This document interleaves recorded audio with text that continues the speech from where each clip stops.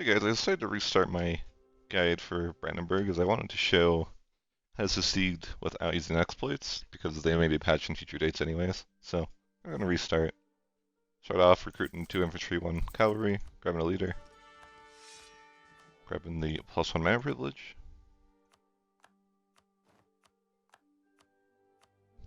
Seize land. Go ahead and get a royal marriage with Austria and Poland. Go ahead and grab a alliance with 2 electors. If Saxony's not your rival, I would pick him.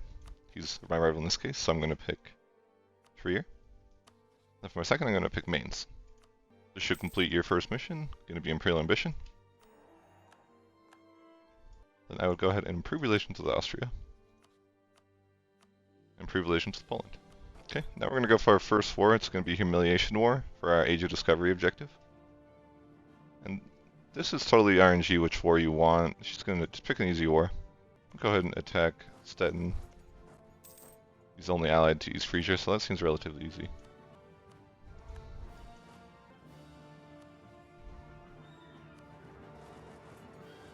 When you get the event, the Fate of Neumark, grab the Burger Loans before you grab it.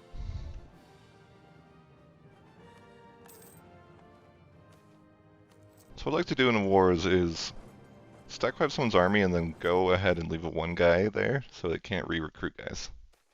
So for your secondary war target in your Humiliation War, I would just go ahead and end rivalries and in those war operations. That way you'll get 17 prestige. And one thing to note is the RNG you're looking for is Wolgast needs to not have good allies like he does here. If he has someone like Denmark or Bohemia, I would just start him restarting, as you're going to need to be able to fight him alone. And while we wait for this war, I'm going to go ahead and do the rest of the estates. I like to do the lower advisor cost. I like to do religious diplomats, as well as oversight by the clergy. Council. And the bottom one, I'm just going to do patrons of the arts and free enterprise. Now we have Stettin sieged out, we're just going to go ahead and show strength. And that will achieve our first objective, which is in right here. And that will help us get towards this negative 10% aggressive expansion impact. After that, you're going to want to grab your alliances now with Austria and Poland. And go ahead and start currying favors with both of them. Now you should be ready to fight Wolgast. So for this war, what I like to do is send your guys to Stralsund, and then leave 1 guy here, and select the rest to jump over this island. The reason you do that is just in case the ships block your way. If you hold both sides, you can always have access. But once you're there, just carpet siege everything. So the same concept as the first war, we're going to make use of any prestige we can. That works. And then just go ahead and annex them fully. So now we're just kind of a period of waiting for these favors to accumulate, and then we can go ahead and attack the Teutons. So my game, it looks like Denmark allied to the Teutons, which is totally fine. It just means I'm going to wait for Austria's favors to accumulate now as well. One concept I want to teach you is this show diplomatic feedback tab. What you can do is you can select provinces you want in the war, and you can select other nations to see which ones they would want. So, for example, if I took the red provinces, Poland might break his alliance. However, I'm going to go select these yellow ones because he doesn't care too much. That way they should be tossed over to me in the war. So I'm going to go ahead and call all my allies in and go ahead and occupy Danzig, and mostly you can just wait for your allies to win this war for you. So once you can get Danzig and Koenigsberg, you can go ahead and leave the war. You could go for more, but in my case, Denmark is pretty strong, so I'm just going to take these and leave, and that's totally good. What this does is this allows you to form Prussia. And it's okay if Poland breaks his alliance with you, he'll usually give you alliance back later. He doesn't always break alliance, but if he does, don't worry about it. As you can see, Poland is going to break alliance, and it's good to show anyways, because this can happen. So for your first idea set, I like going espionage, and this is for the negative 20% aggressive expansion impact. And once you get that, you can actually go ahead and focus that as well. From here on out, there's not going to be a perfect plan. As far as you should be able to get to this point every time in your game, but from here it's going to be completely different depending on your RNG. Because you're gonna have to find which wars are going to be easy for you. That's going to be totally different from me. But I will go ahead and walk through what happens in my game from here. So for now, I'm just waiting for I want to stabilize a bit. I'm going to have some nastier rebels due to me lowering autonomy. So just kind of, I don't want to jump into anything too much. I want to teach a concept. So you have a coalition map mode, and this is going to tell you what your aggressive expansion is like. The way aggressive expansion works is it ticks down yearly. And this depends on your improved relations stat, which is another reason why you want prestige, because you get higher improved relations. You always want your aggressive expansion to be taken down, so you never want to be a zero aggressive expansion. And if you can find a improved relations advisor, this is going to help you even further. So in my game, the emperor was lost from Austria and given to, it's like Hesse? Which is unfortunate. I wanted to be the emperor, but since in that war they had annual treaties with me, my elector allies, so I messed that up. But what's cool about that is that Austria can help me, and the same would be the case if you got the emperor, which is the more ideal way to do it. But either way, I'm gonna go ahead and attack Magdeburg. And see, he is a truce. Oh, I have a truce with him as well.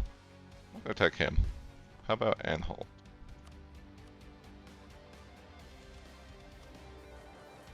So the concept here is just you want to expand a bit, and you're really just looking for any path extension that's easy.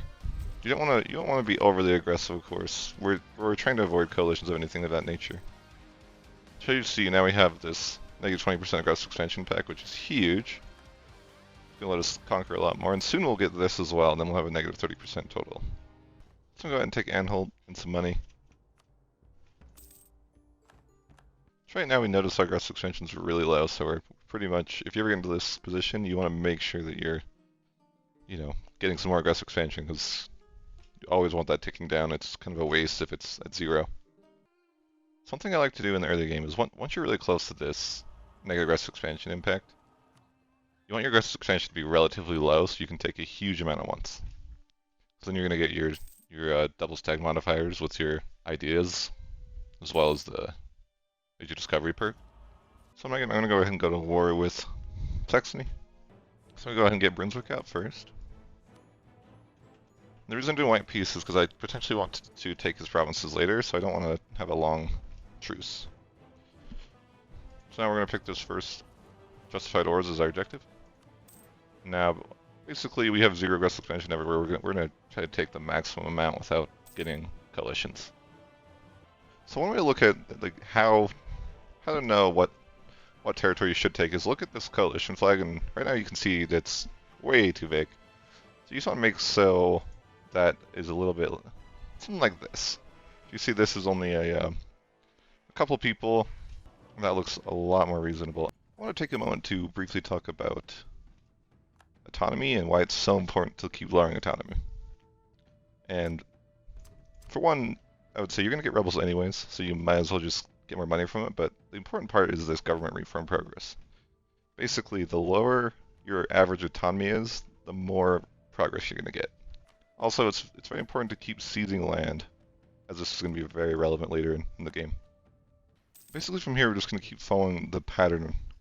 Look around on our coalition map, and we notice that it's pretty high, and it's ticking down everywhere, so we're comfortable with that. In the meantime, we're just going to stabilize. For my third government reform, I like to reform progress growth, because reform progress growth is huge. Once you have enough money that you're comfortable, I would try to get advisors as soon as possible. I'm going to go and ally Hesse again, so he doesn't demand unlawful territory, since for whatever reason he is a chosen. So just to showcase something, you can see I'm going to have rebels everywhere, and that is normal. You are playing a bit of rebel simulator, especially in between wars.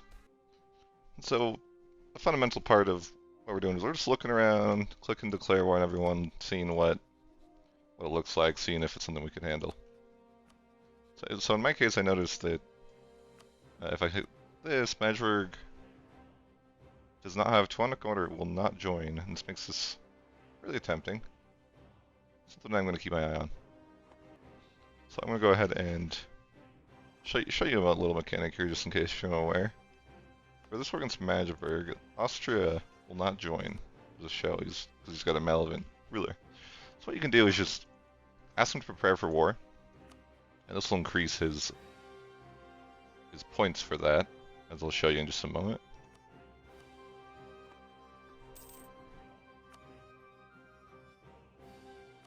Just notice now he's able to join because he get a plus 20 for prepare to war. So I'm gonna call him in and quickly attack here. Again, this is just the same concept that we've been focusing on. We want to keep our aggressive expansion high, and so it's always ticking down.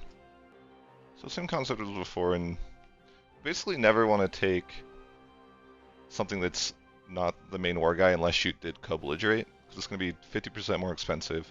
Show an example. I would get 13 aggressive expansion for just taking one province here, which is not ideal. So I'm just going to white piece him out. So same thing for Würzburg, just a white piece him out. I might want to attack him later, so that low treaty is going to be good. And then go and take full annexation here. Notice there's no possible coalition, this is perfect. Take some money. And just to reiterate the game plan, focus on three main things. Always seize land when you can. Keep your autonomy low. Lower autonomy if you can. Here I can lower it a few times. And get a coalition map mode made, and just make sure this is always ticking down. And those two things are really all we're focusing on for the 1400s. So next I decide to attack the Teutons. So in this case, Poland tried to take advantage of the fact that I declared a war, so it's kind of now a snatch and grab for these provinces. Which can happen, and there's not much you can really do about it. Just try to get what you can, and we'll worry about getting the rest later. So for your second idea group, I like to go religious ideas, because this Deus Vult is going to be awesome. And we'll look into that more later. And you can also switch your focus to admin tech now. So I didn't realize my allies had left the war. So I'm just going to go ahead and take one province and leave.